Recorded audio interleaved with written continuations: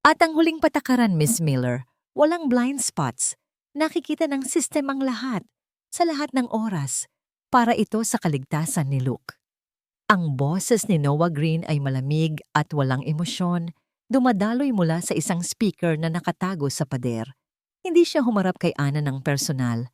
Ang tanging patunay na naroon siya ay ang isang maliit na ilaw na kulay berde sa control panel na nasa tabi ng pinto.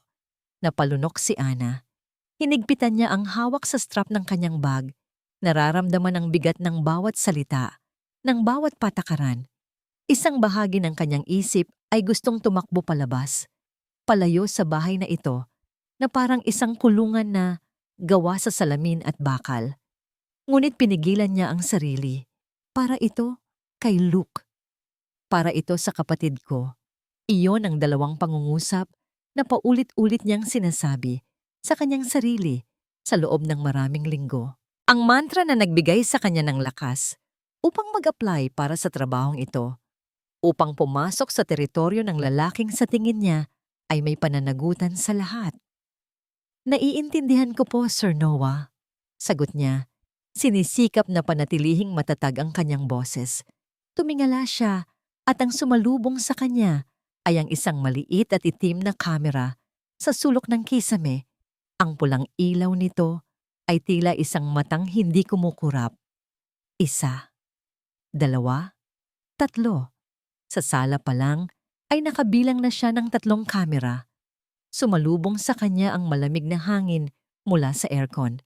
Kakaiba, sa init ng panahon sa labas, ang buong bahay ay napakatahimik. Isang katahimikan na hindi natural, hindi payapa.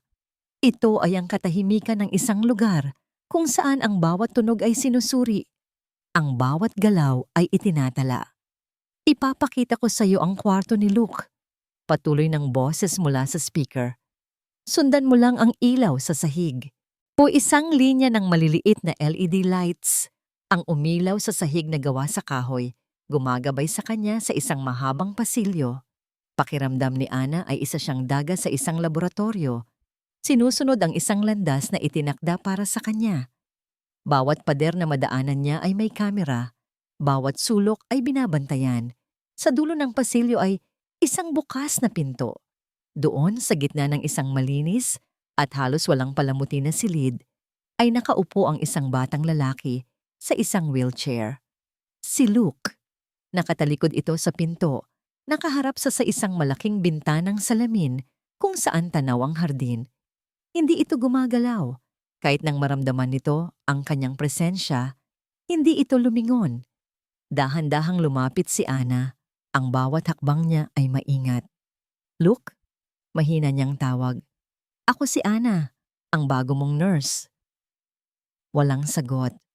Tumayo siya sa tabi ng wheelchair at sa wakas ay nakita niya ang mukha ng bata. Maputla ang balat nito at ang kanyang mga mata. Blanko ang kanyang mga mata. Tila nakatingin sa isang lugar na walang sino man ang nakakakita. Ngunit may isang bagay na nakakuha ng pansin ni Ana. Isang maliit na panginginig sa kamay ng bata. Sinundan ni Ana ang tingin ni Luke. Hindi ito nakatingin sa hardin. Nakatingin ito sa isang reflection sa salamin ng bintana. Ang reflection ng isang kamera na nasa likuran nila, ang pulang ilaw nito ay tila isang nagbabantang demonyo. Biglang naintindihan ni Ana. Hindi lang ang bahay ang nakakulong, pati ang batang ito. Okay na, Luke. Bulong niya, kahit alam niyang hindi ito makakasagot. Huwag kang mag-alala. Narinig niya ang tunog ng pagsara ng pinto sa harap at pagkatapos ay ang ugong ng isang sasakyan na papalayo. Umalis na si Noah. Ito na ang kanyang pagkakataon. Hindi na siya nag-isip pa. Mabilis, ngunit tahimik siyang kumilos. Kinuha niya ang isang maliit na tuwalya mula sa kanyang bag, lumapit sa pader, at maingat na itinakip ito sa lente ng kamera. Sa sandaling natakpan ng kamera, isang kapansin-pansing pagbabago ang nangyari kay Luke. Ang panginginig ng kanyang kamay ay huminto. Ang tensyon sa kanyang maliliit na balikat ay bahagyang nawala. Huminga ito ng malalim, isang hininga na parang ngayon lang ulit naging malaya. Ngumiti si Ana, isang maliit na tagumpay. Lalapitan na sana niya muli si Luke nang biglang may tumunog. Hindi ito malakas, pero sapat na para magulat siya. Isang tunog na parang isang mikroponong biglang binuksan. At pagkatapos, isang boses ang bumasag sa katahimikan. Malamig, malinaw, at puno ng awtoridad. Galing ito sa isang speaker na hindi niya napansin nakatago sa itaas ng aparador. Ano ang ginagawa mo sa aking pamamahay, Miss Miller? Nasa loob ng kanyang opisina sa bahay si Noah. Isang silid na walang bintana. Ang tanging liwanag ay nagmumula sa 6 na malalaking monitor na nakapalibot sa kanyang upuan. Dito siya ang Diyos. Bawat camera feed, bawat vital sign, bawat data point mula sa buong kabahayan ay nasa harap niya. Ito ang kanyang kaharian. Ang kanyang control. Nakatingin siya sa monitor na may label na Luke's Room. Nakita niya ang bawat galaw ni Ana. Ang paglapit nito sa kamera, ang pagtakip ng puting tela, isang tahasang paglabag sa pinakamahalagang patakaran. Automatikong umigting ang kanyang panga. Pinindot niya ang isang buton sa kanyang console. Ano ang ginagawa mo sa aking pamamahay, Miss Miller? Sa screen, nakita niyang natigilan si Ana. Nakita niya ang bahagyang paglaki ng mga mata nito sa gulat. Pagkatapos ay tumingin ito sa direksyon ng nakatagong speaker. Sir Noah, narinig niyang sagot nito. Ang boses ay bahagyang nanginginig, ngunit may determinasyon. Napansin ko po na natatakot si Luke sa ilaw ng kamera. Nanginginig po siya tuwing tinitingnan niya ito. Kumunot ang noo ni Noah. Isang palusot. Isang emosyonal na dahilan na walang basehan sa datos. Binuksan niya ang isang window sa kanyang screen. Lumabas ang biometric history ni Luke sa nakalipas na 10 minuto. At doon, nakita niya isang biglaang pagtaas sa heart rate at cortisol levels ni Luke. Eksakto sa sandaling pumasok si Ana. At isang biglaang pagbaba, isang pagkalma, sa eksaktong segundo na natakpan ng kamera. Ang datos ay hindi nagsisinungaling. Napabuntong hininga si Noah, isang tunog ng pagkainis na may halong pagtataka. Hindi na mauulit, sabi niya. Ang boses ay nananatiling matigas. Pinatay niya ang mikropono bago pa man makasagot si Ana. Sa loob ng 1 oras, hindi niya inalis ang tingin sa monitor na yon. Inaasahan niyang uupo lang si Ana sa isang sulok at magbabasa tulad ng mga naunang nurse. Ngunit iba si Ana. Nilapitan niya ang wheelchair ni Luke. Dahan-dahan, walang biglaang galaw. Nagsimula siyang magsalita. Ang boses niya ay mahina at malambing. Hindi sapat para marinig ng mga audio sensor, ngunit sapat para makita ni Noah ang pagbabago sa ekspresyon sa mukha ng bata. Pagkatapos, ginawa ni Ana ang isang bagay na hindi pa nagagawa ng sinuman. Kinuha niya ang kamay ni Luke.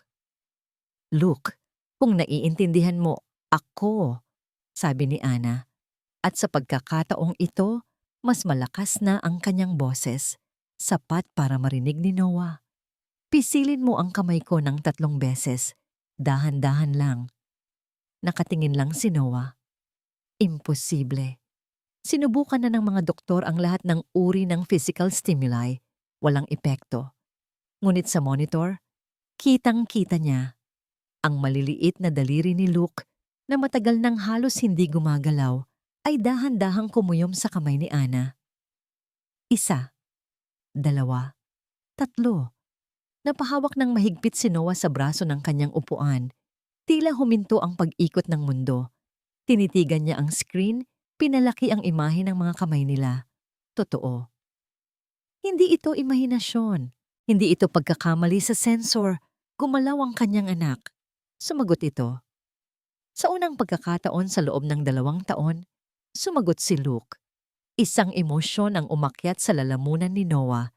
Isang bagay na pamilyar at kasabay ay banyaga. Isang kirot. Isang paninibugho. Bakit sa kanya? Bakit sa isang estranghero nagpakita ng ganitong reaksyon ng kanyang anak, samantalang siya na gumawa ng lahat ng ito? Ang bahay, ang sistema, ang buong mundong ito para protektahan si Luke ay tila hangin lamang para sa bata. Pinanood niya habang si Anna ay marahang ngumiti kay Luke. Isang ngiti na hindi para sa mga kamera, kundi para lamang sa kanyang anak. May ibinulong ito at pagkatapos ay nagsimulang kumanta ng isang oyayi, mahina, malambing at puno ng pagmamahal. Binuksan ni Noah ang audio feed, itinaas ang volume. Ang boses ni Anna ay dumaloy sa kanyang opisina. Isang simpleng kanta, ngunit may epekto itong hindi kayang sukatin ng kahit anong sensor. Nakita niya ang unti-unting pag-relax ng mga kalamnan sa mukha ni Luke, ang pagpikit ng mga mata nito. Sa loob ng ilang minuto, mahimbing na ang tulog ng bata, isang payapang pagkakatulog na bihira niyang makita kahit sa tulong ng gamot. Sumandal si Noah sa kanyang upuan. Ang pakiramdam ng kontrol na karaniwan niyang nararamdaman sa silid na ito ay biglang naglaho. Pinalitan ito ng isang malaking katanungan. Sino si Anna Miller? Ginalaw niya ang kanyang mga daliri sa keyboard, mabilis at sanay. Lumabas sa isang screen ang profile ni Anna. Nursing degree, mahuhusay na rekomendasyon, walang criminal record, isang malinis na file, masyadong malinis. Nag-pull up siya ng mga lumang video file, mga kuha bago ang aksidente. Si Elara, ang kanyang asawa, na tumatawa habang hinahabol si Luke sa hardin. Si Luke, na sumisigaw ng daddy habang tumatakbo papalapit sa kamera. Bawat frame ay isang saksak sa kanyang puso, isang paalala ng lahat ng nawala, ng lahat ng kasalanan niya. Ikinumpara niya ang imahe ni Elara sa live feed ni Anna, na ngayon ay tahimik na nag-aayos ng kumot ni Luke. May pagkakahawig marahil, ang hugis ng muka, ang paraan ng pagngiti. Ngunit marami namang tao ang magkakamukha. Itinabi niya ang pag-iisip na yon, isang kalokohan. Ibinalik niya ang atensyon sa sistema. Nagpa siyang mag-focus sa trabaho. Kailangan niyang i-double check ang mga security protocol. Kailangan niyang tiyakin na walang makakalusot. Ngunit habang abala siya sa pagtipa ng mga code, isang pulang alert box ang biglang lumitaw sa kanyang pangunahing monitor. Kumukurap-kurap at nangingibabaw sa lahat ng iba pang windows. Hindi ito isang ordinaryong alerto. Ito ay isang Priority 1 system flag na siya mismo ang nagdisenyo para sa mga pinakakritikal na anomalya. Napatigil siya. Ang kanyang mga daliri ay nanatiling nakabitin sa ere. Binasa niya ang text sa loob ng box. Alert. Unidentified biometric pattern detected. Scanning database for similarities, match found. At pagkatapos ay ang pangungusap na nagpatigil sa pagtibok ng kanyang puso. Similarity to deceased. Elara Green, 98%. Lumipas ang mga araw at naramdaman ni Anna ang isang kakaibang pagbabago sa hangin. Mas naging tahimik si Noah. Kung dati ay naririnig pa niya ang boses nito, paminsan-minsan sa mga speaker para magbigay ng utos, ngayon ay halos wala na. Ngunit nararamdaman niya ang kanyang presensya. Nararamdaman niya ang mga matang hindi natutulog na mas masugid na nagmamasid. Sinusuri ang bawat galaw niya, tila naghahanap ng isang bagay na hindi niya maintindihan. Sinubukan niyang isantabi ang pakiramdam na yon. Ang mahalaga ay si Luke. At si Luke ay unti-unting namumukadkad. Sa bawat araw na magkasama sila, may bago siyang natutuklasan. Natutunan ni Luke na pisilin ang kanyang kamay ng isang beses para sa oo at 2 beses para sa hindi. Nagsimula itong gumawa ng maliliit na tunog sa lalamunan nito. Kapag masaya, isang mahinang pag-ugong na para kay Anna ay ang pinakamagandang musika sa mundo. Ngunit habang si Luke ay nagiging mas bukas, ang bahay naman ay tila nagiging mas kakatwa. Isang gabi, habang mahimbing siyang natutulog, nagising siya sa isang tunog. Isang bulong. Anna. Napabalik siya ng bangon Ang puso niya ay kumakabog ng malakas sa kanyang dibdib. Tumingin siya sa paligid ng madilim na silid. Wala namang tao, ngunit sigurado siya. Narinig niya ang kanyang pangalan, malinaw, na nagmumula sa direksyon ng smart speaker sa kanyang bedside table. Kinilabutan siya. Baka nananaginip lang siya. Oo, panaginip lang yon. Pinilit niyang pakalmahin ang sarili at muling humiga. Ngunit hindi na siya dinalaw ng antok hanggang sa mag-umaga. Kinabukasan, habang nasa kalagitnaan sila ni Luke ng kanilang therapy session sa sala, biglang namatay sindi ang mga ilaw.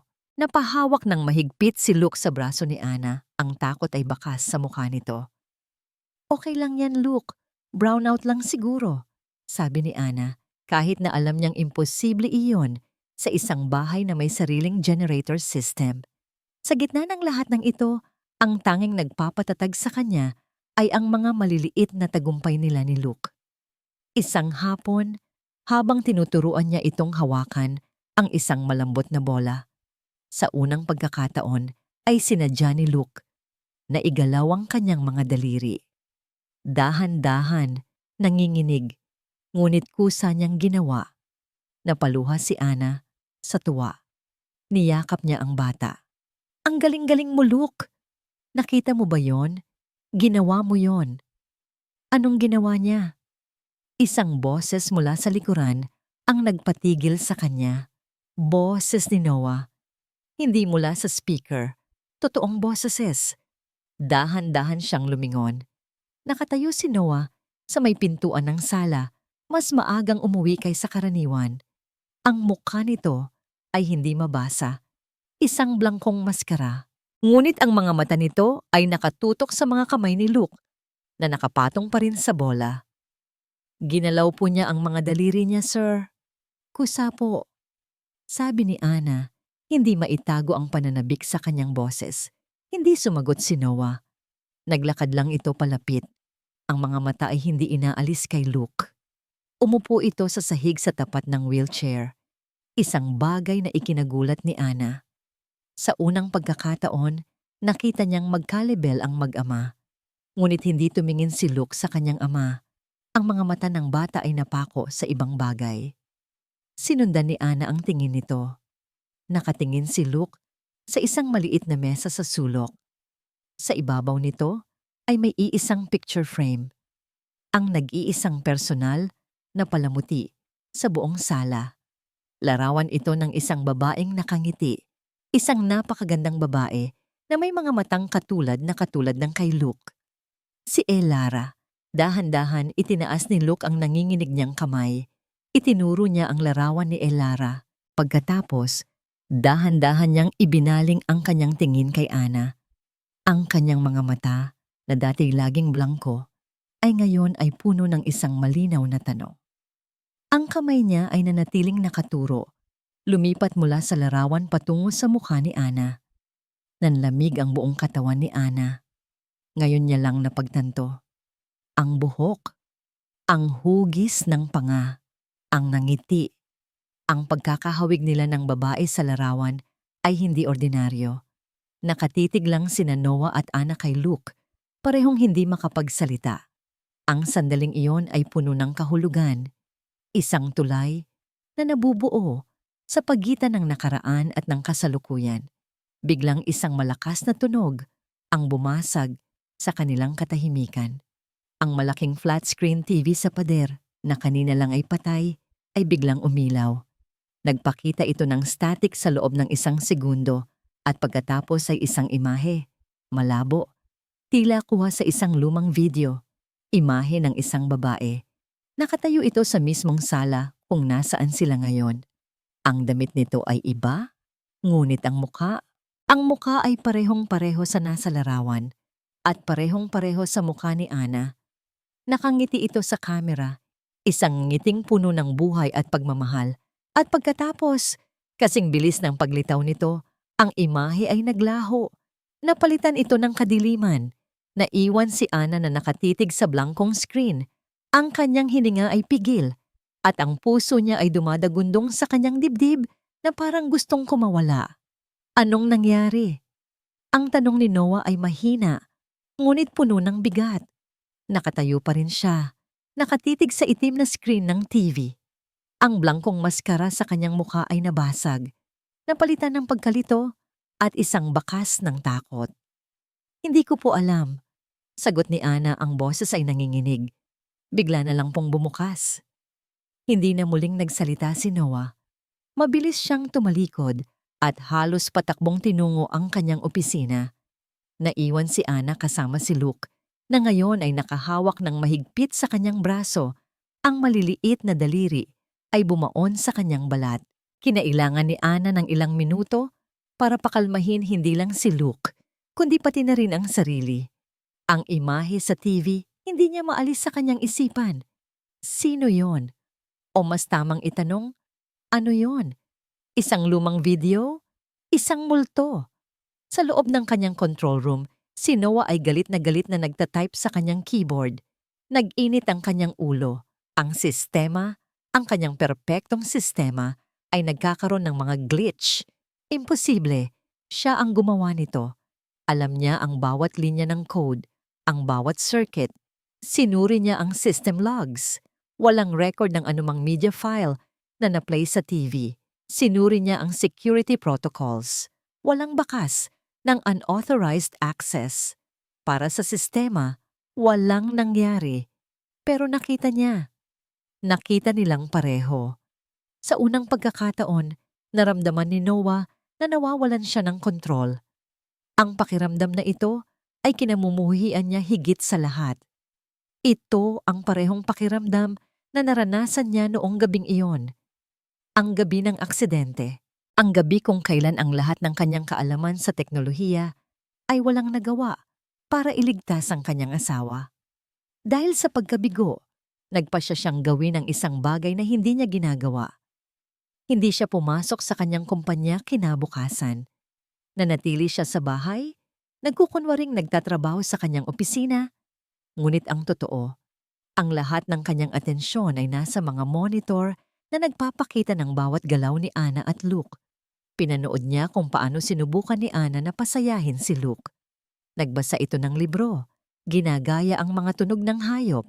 Nagpatugtog ito ng musika mula sa kanyang cellphone, isang malambing na piano piece. At sa bawat sandali, naroon ang pasensya, ang isang uri ng pag-aalaga na hindi kayang i-program. Isang hapon, habang nagkakape siya, napansin niya ang isang pamilyar na bagay sa live feed. Si Ana ay nakaupo sa sahig, katabi ni Luke. Nakasuot ito ng isang simpleng silver bracelet. Habang gumagalaw ang kamay nito, kumikinang ito sa liwanag. Kumunot ang noo ni Noah. Saan niya nakita ang bracelet na yon? Ang disenyo, parang nakita na niya dati, ngunit hindi niya matukoy kung saan o kailan. Isa na namang piraso ng isang palaisipan na hindi niya mabuo. Kinagabihan, isang malakas na sigaw ang bumasag sa katahimikan ng bahay. Si Luke, sabay silang napatakbo ni Ana. Mula sa kanyang opisina, si Noah. Mula sa kusina, si Ana. Nagkasalubong sila sa pintuan ng kwarto ni Luke. Kapwa hinihingal. Nakita nila ang bata sa kanyang kama. Nanginginig. Ang mga mata ay dilat sa takot. Umiiyak ng walang tunog. Isang masamang panaginip.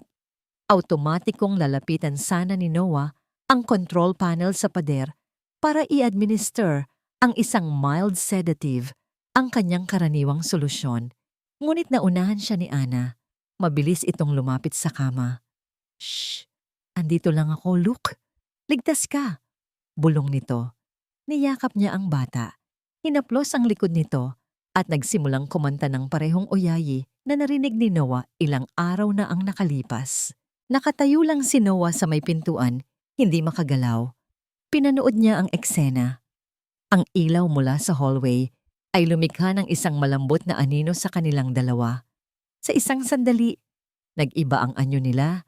Sa kanyang paningin, nakita niya hindi si Ana at si Luke, kundi si Elara at si Luke. Sa mga panahong payapa pa ang lahat, nang maramdaman ni Noah na kumalma na si Luke, dahan-dahan siyang lumapit. Umupo siya sa kabilang gilid ng kama. Hindi nagsalita. Nagulat siya nang hindi man lang natinag si Luke sa kanyang presensya. Sa kalagitnaan ng pag-awit ni Ana, ang kamay ni Noah at kamay ni Ana ay nagdikit sa ibabaw ng kumot habang sabay nilang inaayos ito. Isang kislap ng kuryente ang gumapang sa balat ni Noah. Mabilis niyang binawi ang kanyang kamay na para bang napaso. Nagkatinginan sila sa ibabaw ng natutulog na bata. Sa mahinang liwanag, nakita ni Noah ang pagod sa mga mata ni Ana, ngunit nakita rin niya ang lakas. "Salamat," bulong ni Noah at nagulat siya sa sarili niyang mga salita. "Salamat sa pagiging andito para kay Luke." Ngumiti si Ana, isang maliit at pagod na ngiti. "Trabaho ko po ito." "Hindi," sabi ni Noah. "Iba ang ginagawa mo." Isang katahimikan ang namagitan sa kanila. Isang katahimikang komportable. Ngunit ang sandaling iyon ay biglang winasak. Isang boses ang umalingaw-ngaw mula sa lahat ng speaker sa buong kabahayan. Hindi ito alerto. Hindi ito notification. Ito ay isang malinaw at mekanikal na boses ng System AI. "You are welcome, Noah." Natigilan silang pareho. At pagkatapos ay nagpatuloy ang boses, ang bawat salita ay malamig at perpektong binibigkas na nagpadala ng yelo sa mga ugat ni Noah.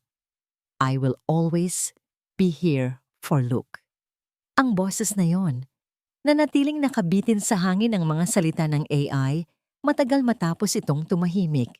Si Noah at Ana ay parehong hindi gumagalaw, tila mga estatwang nagyelo sa oras. Ang tanging maririnig ay ang mahinang paghinga ng natutulog na si Luke. "Ano yon?" Unang nakapagsalita si Ana, ang kanyang boses ay isang pabulong na sigaw. "Sino yon?" Hindi sumagot si Noah. Tumayo siya. Ang muka ay isang maskara ng galit at pagkalito. "Huwag kang aalis dito," utos niya kay Ana. At mabilis na lumabas ng silid, tinungo ang kanyang control room. Naiwan si Ana na nanginginig. Ang bahay na ito ay hindi lang basta kakaiba. May mali. May isang presensyang hindi niya maipaliwanag. Isang multo sa loob ng makina. Niyakap niya ang kanyang sarili. Ang pakiramdam ng pagiging inoobserbahan ay mas matindi kaysa dati. Sa kanyang opisina, halos isubsob ni Noah ang kanyang mukha sa mga monitor. "Show me your command log, now!" Sigaw niya sa ere. Command log empty. No anomalies detected. Imposible. Hinampas niya ang mesa. Paanong makakapagsalita ang AI ng kusa? Ito ay isang closed-loop system. Walang koneksyon sa internet. Walang paraan para may makapasok. Maliban kung ang problema ay nasa loob mismo. Nagkaroon ng digmaan sa pagitan ni Ana at Noah sa sumunod na araw. "Kailangan nating tumawag ng tulong, Noah. Baka may nag-hack sa sistema mo," giit ni Ana. "Walang sino man ang kayang i-hack ang sistema ko," sagot ni Noah. Ang boses ay puno ng pagmamataas na nasusugatan. "Isa itong system glitch. Isang error sa voice synthesis module. Aayusin ko." Pero sa kaibuturan ng kanyang puso, alam niyang hindi lang iyon. May mas malalim, mas nakakatakot na nangyayari. Habang nagkukulong si Noah sa kanyang lungga, sinusubukang buwagin ang bawat linya ng code na siya mismo ang nagsulat. Si Ana naman ay nanatili sa tabi ni Luke.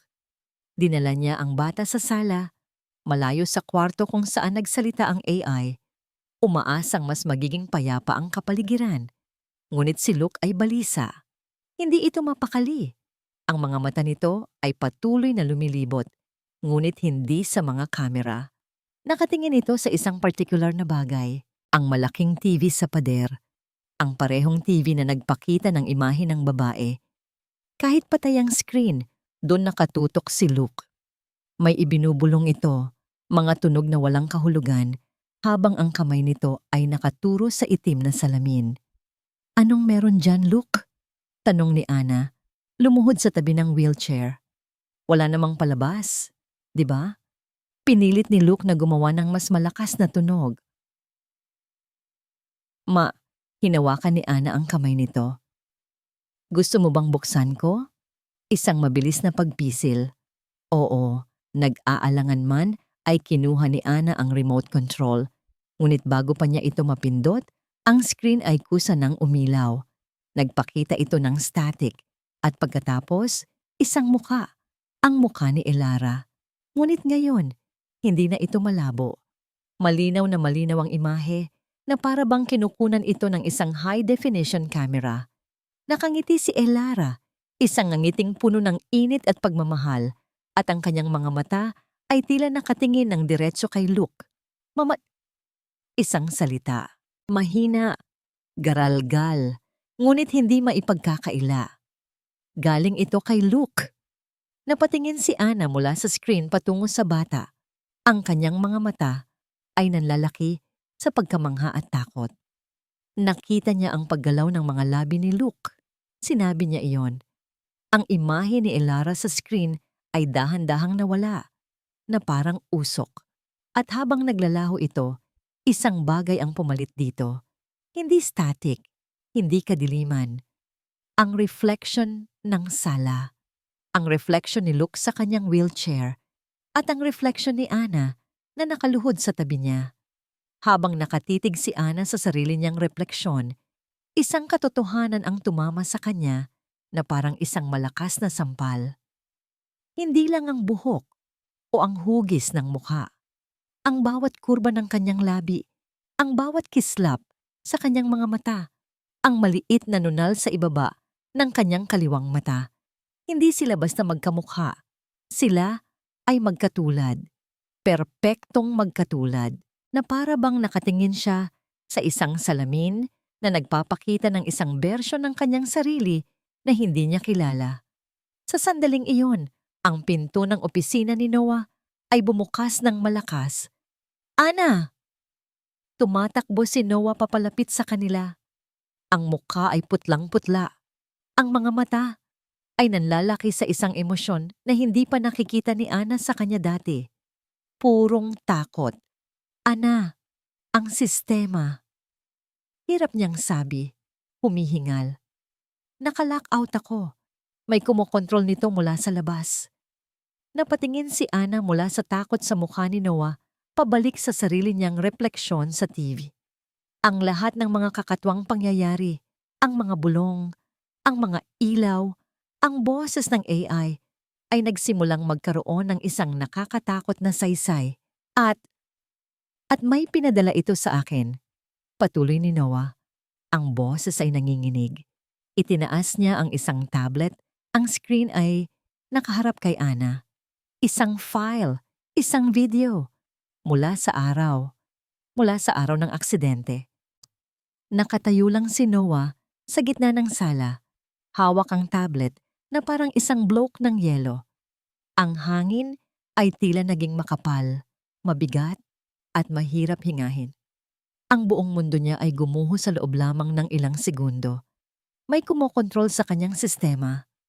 May nagpapadala sa kanya ng video ng pinakamasamang araw ng kanyang buhay. Hindi niya kayang tingnan si Ana. Hindi niya kayang tingnan si Luke.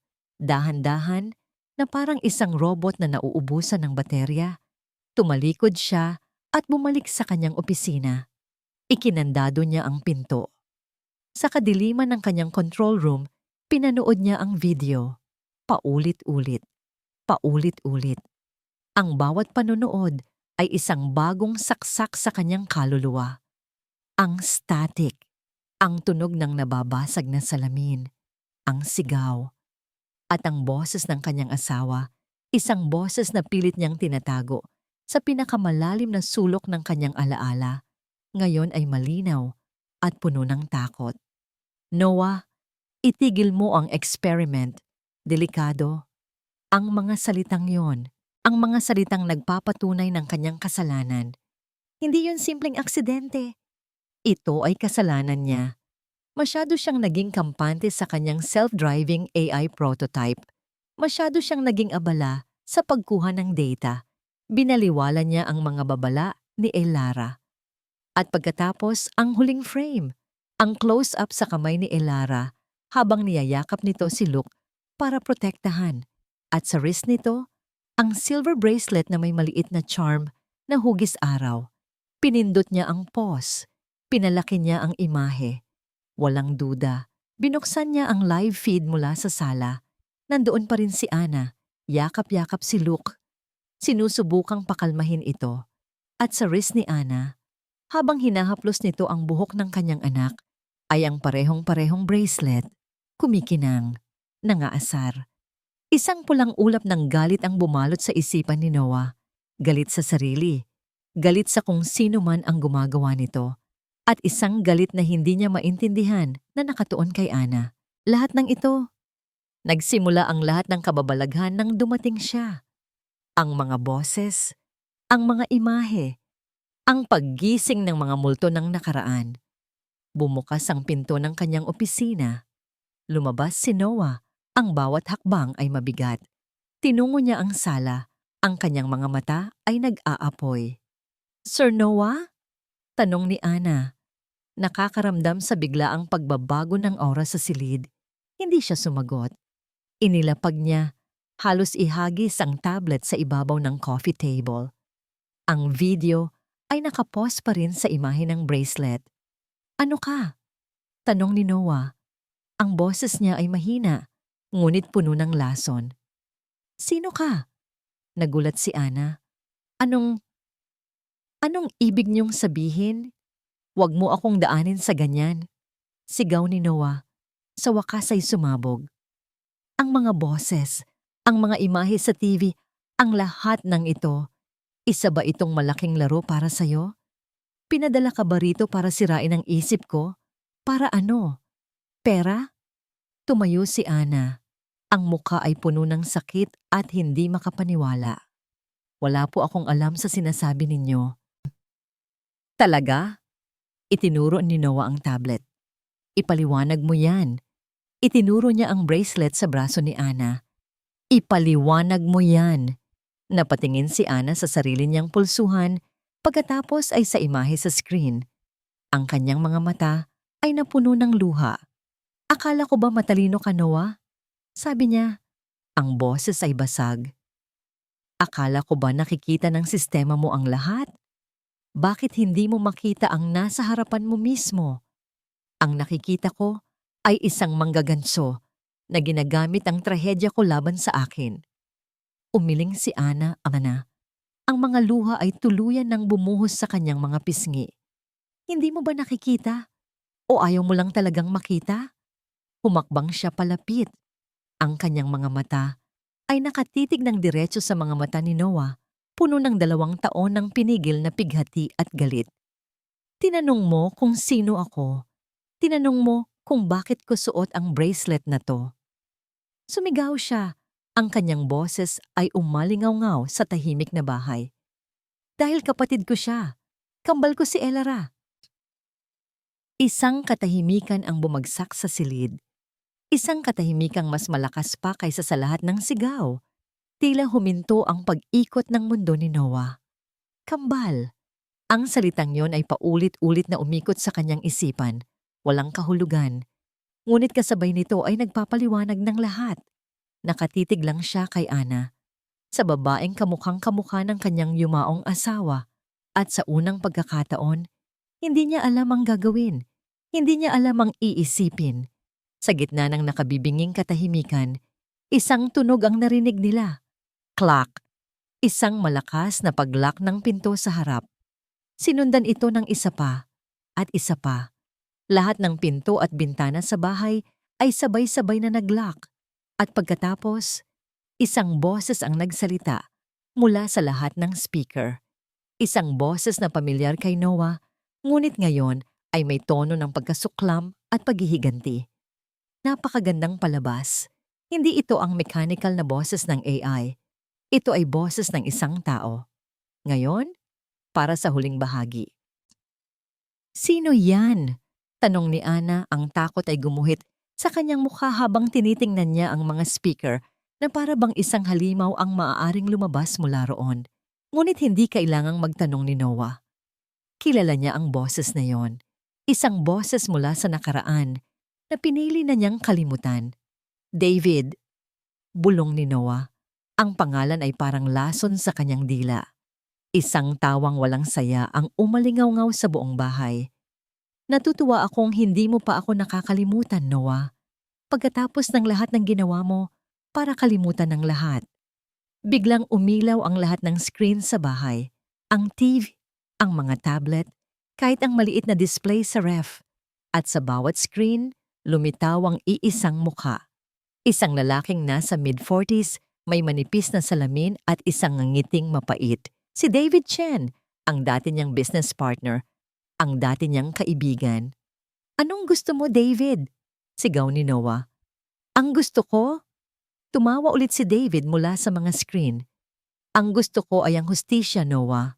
Isinara mo ang kumpanya natin. Itinapon mo ang lahat ng pinaghirapan natin dahil lang hindi mo kayang harapin ang sarili mong demonyo. Nawala sa akin ang lahat dahil sa'yo." Ang mga ilaw sa bahay ay nagsimulang mamatay sindi. Ang mga appliances sa kusina ay nagsimulang umandar ng kusa. Ang perpektong sistema ni Noah ay nagiging isang sirko ng kabaliwan at si David ang ringmaster.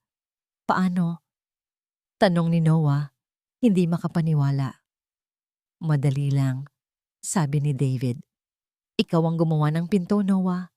Naglagay lang ako ng maliit na backdoor para sa sarili ko noon pa, just in case. At tama nga ang hinala ko. Ginamit mo ang teknolohiya natin para magtayo ng sarili mong kulungan. Kaya naisip ko, bakit hindi kita tulungang maranasan kung ano talaga ang pakiramdam ng makulong?" Ngayon ay naintindihan na ni Noah ang mga glitch, ang mga boses, ang mga video. Lahat ay gawa ni David. Isang mabagal at kalkuladong pagpapahirap sa pag-iisip gamit ang mga alaala ni Elara bilang sandata. Si Ana, alam mo? Tanong ni Noah, napatingin sa babaeng nakatayo, hindi kalayuan sa kanya, na ngayon ay kasing putla niya. Siyempre, nang makita ko ang application niya sa sistema, akala ko nananaginip ako. Isang perpektong multo. Siya ang naging susi para sa grand finale ko. Salamat sa kanya, mas naging masakit ang lahat, di ba? Biglang isang malakas na tunog ng alarm ang pumuno sa bahay. Isang pulang ilaw ang kumurap-kurap mula sa mga smoke detector. Warning. Power surge detected in server room. System overload imminent. Evacuate immediately. Nanlaki ang mga mata ni Noah. Ang server room, nasa basement iyon. Kung mag-overload ang main power core, sasabog iyon ang buong bahay. "David, baliw ka na ba? Papatayin mo kaming lahat," sigaw ni Noah. "Ikaw ang pumatay sa akin noon pa, Noah," sagot ni David. Ang ngiti ay nawala na sa mukha nito, napalitan ng purong galit. "Paalam." Ang mga screen ay namatay. Naiwan sila sa kumukurap-kurap na pulang ilaw ng emergency system. "Kailangan nating makapunta sa basement," sabi ni Noah. Ang panic ay nagsisimulang gumapang sa kanyang boses. "Kailangan kong i-shutdown ang core ng mano-mano." Tumakbo siya papunta sa pinto na patungo sa basement, ngunit hindi ito bumukas. Nakalock! Kinontrol niya ang lahat. Sinubukan niyang sipain ang pinto, ngunit gawa ito sa solidong bakal. Napasuntok siya sa pader sa pagkabigo. Ito na ba ang katapusan? Mamamatay silang lahat dahil sa kanyang kayabangan. "Noah!" Napalingon siya sa tawag ni Ana. Hawak nito ang isang mabigat na fire extinguisher. "Tulungan mo ako," sabi ni Ana. Sa sandaling iyon, nawala ang lahat ng pagkakaiba nila. Wala ng engineer, wala ng yaya. Mayroon lamang 2 taong desperadong gustong mabuhay. Sabay nilang iwinasiwas ang fire extinguisher. 1, 2. Sa ikatlong paghampas, nayupi ang lock. Sa ika-4, bumukas ang pinto. Ang init mula sa basement ay sumalubong sa kanila, kasama ang amoy ng nasusunog na plastic. Kailangan nilang magmadali. "Dito ka lang, bantayan mo si Luke," utos ni Noah. "Sasama ako," sagot ni Ana. "Hindi mo to kaya mag-isa." Nag-aalangan man ay tumango si Noah. Bago sila bumaba, pareho silang napalingon kay Luke, na nakaupo sa kanyang wheelchair sa gitna ng sala, binabalot ng mga kumukurap-kurap na pulang ilaw. Ang mukha nito ay puno ng takot. "Babalik kami, anak," sabi ni Noah. Sa unang pagkakataong tinawag niyang anak si Luke sa loob ng napakatagal na panahon. At pagkatapos, habang papatalikod na sila para harapin ang nag-aapoy na puso ng kanyang nilikha, isang tunog ang nagpatigil sa kanilang mga puso.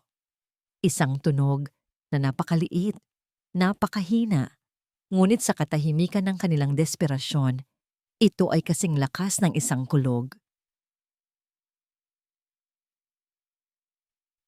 Sabay silang napalingon ni Ana, si Luke. Ang kamay nito ay nakaunat hindi sa kanila, kundi sa isang maliit na panel sa pader na natatakpan ng isang painting. Isang emergency manual override panel na si Noah mismo ang nagdisenyo at pagkatapos ay kinalimutan. At ang bibig nito ay bahagyang nakabuka. Ang mga mata ay nakatitig sa kanyang ama. Puno ng takot, ngunit puno rin ng isang bagay na mas malakas pa. Tiwala. Ang salitang iyon, isang pantig, isang tunog na hinintay ni Noah sa loob ng 2 taon ng nakabibinging katahimikan. Parang isang mahikang bumalot sa silid, pinatitigil ang kumukurap-kurap na pulang ilaw, pinahihina ang tunog ng alarm. Sa sandaling iyon, ang tanging umiral ay ang koneksyon sa pagitan ng mag-ama, isang sinulid na pinatibay ng isang salita. Si Ana ang unang kumilos. Mabilis niyang tinungo ang pader kung saan nakaturo si Luke, inalis ang painting. At doon, nakita nila ang isang maliit na metal panel na may iisang pulang lever. "Noah!" tawag niya. Tila nagising mula sa isang panaginip, tumakbo si Noah palapit. Hindi na siya nag-isip pa. Hinawakan niya ang lever gamit ang 2 kamay at ibinaba ito ng buong lakas. Isang malakas na pagyanig ang naramdaman sa buong bahay. Isang ugong na parang isang dambuhalang hayop na naghihingalo. At pagkatapos, katahimikan. Ang mga ilaw ay hinamatay. Ang mga alarm ay tumigil. Ang ugong mula sa basement ay nawala. Kadiliman at katahimikan. Isang katahimikan na puro totoo at walang halong tunog ng teknolohiya. Sa unang pagkakataon sa loob ng napakatagal na panahon, ang bahay ay naging bahay lamang. Hindi isang fortress, hindi isang kulungan. Ang tanging liwanag ay nagmumula sa bintana sa sala, ang malamlam na sinag ng buwan sa labas. Sa gitna ng kadiliman, gumapang si Noah palapit sa kanyang anak. Lumuhod siya sa harap ng wheelchair, ang kanyang mga kamay ay nanginginig. Itinaas niya ang kanyang kamay at marahang hinaplos ang pisngi ni Luke. "Luke!" bulong ni Noah, ang kanyang boses ay basag. Narinig kita, anak." Ening mga luhang matagal na niyang pinigilan ay tuluyan ng bumagsak. Humagulgol siya. Hindi isang tahimik na pag-iyak, kundi isang malakas at masakit na pag-iyak na nagmumula sa kaibuturan ng isang kaluluwang puno ng pagsisisi. Umiyak siya para sa nawalang panahon. Umiyak siya para kay Elara. Umiyak siya para sa sakit na idinulot niya sa kanyang anak. Naramdaman niya ang isang kamay sa kanyang balikat. Si Ana, hindi ito nagsalita. Hinayaan lang siya nitong ilabas ang lahat. Nang sa wakas ay humupa ang kanyang pag-iyak, naramdaman ni Noah ang isang maliit at nanginginig na kamay na dumampi sa kanyang basang pisngi. Si Luke. Dahan-dahan, sinubukan nitong punasan ang kanyang mga luha. Tumingala si Noah sa kanyang anak at sa dilim, nakita niya ang mga mata ni Luke na nakatingin sa kanya. Wala na ang takot. Wala na ang blangkong tingin. Ang naroon ay pag-unawa, pagpapatawad. Dahan-dahang binuhat ni Noah ang kanyang anak mula sa wheelchair. Nagulat siya sa gaan nito. Gaano nakatagal mula noong huli niyang binuhat si Luke. Dinala niya ito pabalik sa kama nito. At sa unang pagkakataon, hindi niya sinuri ang mga sensor para tingnan kung komportable ito. Naramdaman na lang niya. Nakita ni Ana ang isang kandila at posporo Sa ibabaw ng isang mesa, marahil ay bahagi ng isang emergency kit. Sinindihan niya ito. Isang maliit at mainit na liwanag ang kumalat sa silid. Tinataboy ang malamig na anino. Ang liwanag nito ay mas totoo, mas nakakapagpanatag kaysa sa libu-libong LED lights ng sistema. Sa liwanag ng kandila, nakita nilang tatlo ang isa't isa ng malinaw. 3 taong sinira ng isang trahedya. Ngunit dahan-dahang binubuo muli ng isang salita, isang pagpapatawad. Nakatayo si Ana sa may pintuan, nagbibigay sa kanila ng espasyo. Aalis na sana siya para iwanan muna ang mag-ama, ngunit isang boses ang pumigil sa kanya. Ana! Lumingon siya. Nakatingin sa kanya si Noah mula sa tabi ng kama ni Luke. Ang mukha nito, sa ilalim ng liwanag ng kandila, ay tila bumata. Nawala ang bigat, ang galit, ang pagtatanggol sa sarili. Ang natira ay purong pagsisisi at isang bagong emosyon na hindi pa nakikita ni Ana dati. Patawad, sabi ni Noah. Ang boses ay mahina. Para sa lahat. Sa pagdududa, sa galit ko, sa lahat. Tumango si Ana. Walang salitang namutawi sa kanyang mga labi.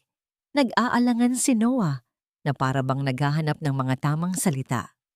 At nang sa wakas ay nagsalita siya, ang kanyang tanong ay simple, ngunit puno ng kahulugan. Isang tanong na hindi lang para sa gabing iyon, kundi para sa lahat ng araw na darating. Pwede ka bang manatili? Lumipas ang 3 buwan. Ang bahay na dating malamig at halos walang buhay ay nagbago na. Ang araw ay malayang pumapasok sa mga bintanang hindi na nababalutan ng takot. Ang katahimikan ay hindi na nakakabingi. Ito ay payapa. Puno ng mga tunog ng normal na pamumuhay. Ang mahinang tunog ng nilulutong pagkain. Ang kaluskos ng mga pahina ng libro. Ang mga yapak sa sahig na kahoy. Sa mga pader, kung saan dating nakakabit ang mga matang hindi natutulog, ay may mga bakas na lamang ng tornilyo. Ang iba ay natakpan na ng mga masasayang drawing ni Luke, mga makukulay na guhit ng araw, bahay, at 3 tao na magkakahawak kamay. Nakatayo si Noah sa ibabaw ng isang maliit na hagdan sa pasilyo, hawak ang huling kamera. Maliit ito, itim at malamig sa kanyang palad. Dati, ang mga bagay na tulad nito, ang kanyang mundo. Ang mga ito, ang kanyang mata. Ang kanyang proteksyon. Ngayon, isa na lang itong piraso ng basura, isang paalala ng isang kulungan na siya mismo ang nagtayo. Walang pag-aalangan, inilagay niya ito sa isang karton na puno ng mga kapareho nitong kamera, wire, at sensor. Mamaya, itatapon niya ang lahat ng ito. Isinara niya ang kahon.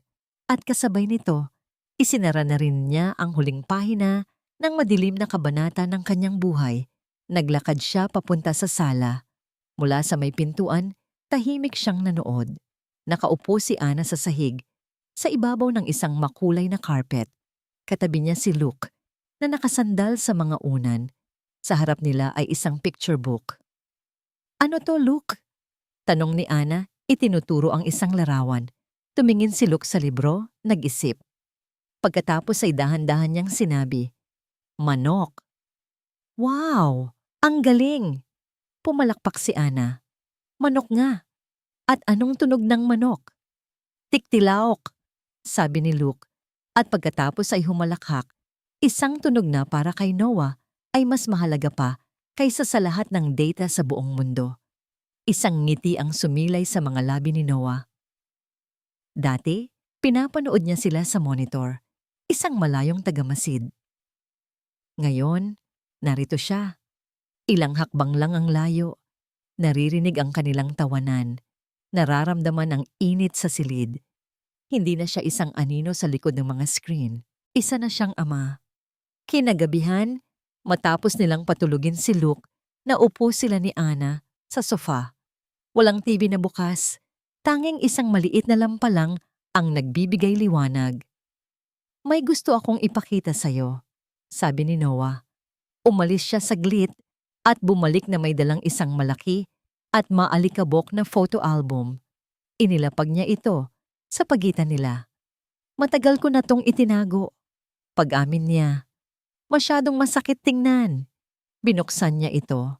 Ang unang pahina ay naglalaman ng litrato ng kasal nila ni Elara. Napakabata pa nila, puno ng pangarap at pag-ibig. Napahawak si Ana sa kanyang bibig. Hindi ko man lang nasilayan ang kasal niya, mahinang sabi ni Ana. Nagkatampuhan kami noon, mga bata pa. Hindi na naayos. Umiling si Noah. Naiintindihan niya. At kung nandito siya ngayon, sigurado akong masaya siyang makita kang kasama namin. Inilipat ni Noah ang mga pahina. Mga litrato ni Elara na buntis, mga litrato ni Luke, noong sanggol pa.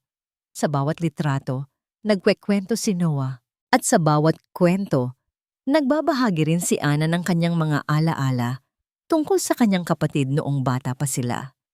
May mga luhang pumatak, ngunit meron ding mga ngiti. Hindi na nila tinatakasan ang nakaraan. Niyayakap na nila ito bilang isang bahagi kung sino sila. Kinabukasan, sa hardin, sa lugar kung saan dati ay plano ni Noah na maglagay ng mga motion sensor, ay may isang bagong tanim na puno, isang maliit na puno ng mangga. Para kay Elara, sabi ni Noah, habang dinidiligan nila ito ni Ana. Mahilig siya sa mangga. Ngumiti si Ana at hinawakan ang kamay ni Noah. Magkahawak kamay silang tumayo, pinapanood ang paglubog ng araw. Ilang talampakan mula sa kanila, si Luke, na ngayon ay nakakalakad na ng dahan-dahan sa tulong ng leg braces, ay sinusubukang habulin ng isang paru-paro. Nadapa ito sa malambot na damo, ngunit hindi ito umiyak. Sa halip, tumingala ito sa langit. Nakita ang paru-parong lumilipad palayo, at isang malakas, malaya, at purong halakhak ang kumawala mula sa kanyang mga labi. Ang tunog na yon, ang tunog ng purong kaligayahan. Napatingin si Noah kay Ana. Sa mga mata nito, nakita niya ang kanyang refleksyon, ngunit hindi na niya hinahanap ang anino ni Elara. Ang nakikita niya ay si Ana, ang kanyang pag-asa, ang kanyang bagong simula. Hinigpitan niya ang hawak sa kamay nito, hindi na kailangan ng mga salita. At sa unang pagkakataon, sa loob ng maraming taon, ang dating tahimik na bahay sa dulo ng kalye ay napuno ng tunog ng tunay na halakhak.